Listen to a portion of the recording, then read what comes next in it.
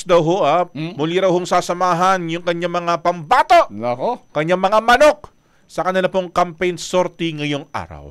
Alamin nga ho natin kung saan ba yung rally ng Alyansa para sa Bagong Pilipinas ngayong araw ho ng Saturday. Brigada Maricar Sargan, i-brigada mo! Brigada Live Report! Matapos ang isang araw na pahinga, balik pangangampanya na ang Alyansa para sa Bagong Pilipinas. Ngayong araw gaganapin sa Davao del Norte ang proclamation rally ng Alyansa kung saan personal na dadalo si Pangulong Ferdinand Marcos Jr. Bago ito, lalahok muna ang Pangulo sa programang Trabaho sa Bagong Pilipinas na idarao sa Atrium Hall sa Apocon, Tagum City sa Davao del Norte. Ito na ang ikatlong probinsyang binisita ng Alyansa mula nang magsimula ang kampanya para sa 2025 midterm election. Brigada Gab and Brigada Ab. Hoy, teritoryo ng kalaban yan. Kaya nga di ba? Alam naman natin. Ano bang panunuyo yung gagawin nila doon? Alvarez yan Paano nila liligawan? Del Norte, di ba tama? Davao del Norte, tama? Oo, pero Davao del Norte. Pero kung maaalala nyo, nung mga programa ng pamahalaan, yung pamamahagi ng CLOA, di ba? Diyan din ginanap sa Tagum City. So parang always naman yatang pinupuntahan ni Pangulong Marcos yung Tagum City, Brigada Abs. Ang maganda dyan, dapat yung PDP laban, o yung PDP, dapat meron din silang kick-off, may rally rin sila ngayon sa Ilocos. Sa Ilocos. Para exchange muna tayo. Sa Solid North. Solid North, di ba? Di ba? Exchange muna tayo. Kaya nga liligawan mo yung hindi sa'yo. Correct, di ba? Yung sa'yo, hindi mo na liligawan yon. Isusustain mo lang, ino-nurture mo lang. Sa'yo na yan doon ka naman sa sa mga hindi mo pa napapaibig. Di ba? Hindi mo pa nakuha yung puso. Kaya susuyuin mo ng maayos. Kung anong diskarte, malalaman natin yan. At saka tignan natin kung may bagong speech si Pangulong Ferdinand Marcos Jr.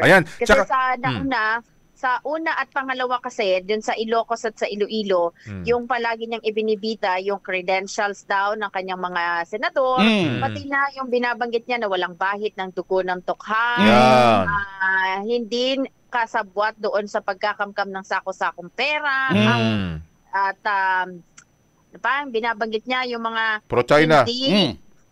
Yung hindi pumapalakpak sa China kapag binobomba ng water cannon ang ating barko. Sige. Usually kapag ka-rally ganito, ina-expect natin yung nasa oposisyon, kung siyempre tataas ang kilay ng iba na sa termino na oposisyon.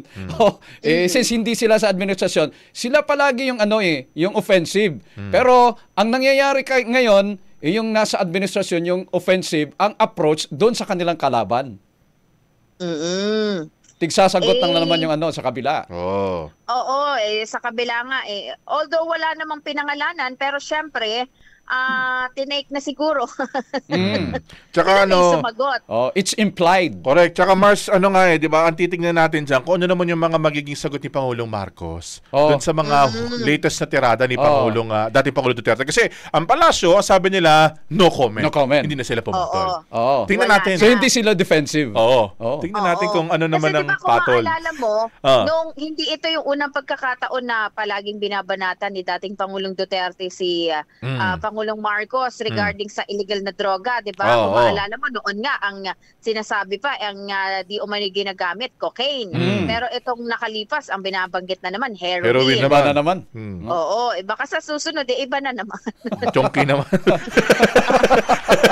Pero tingnan natin kasi syempre baka mag-ambush interview, di ba? O kaya dun sa mismong speech, sasagot naman siya. Malay natin, di ba? Or baka may bagong pasabog. Yung parang yung usong meme. Tingnan natin mamaya pa kung may mabago.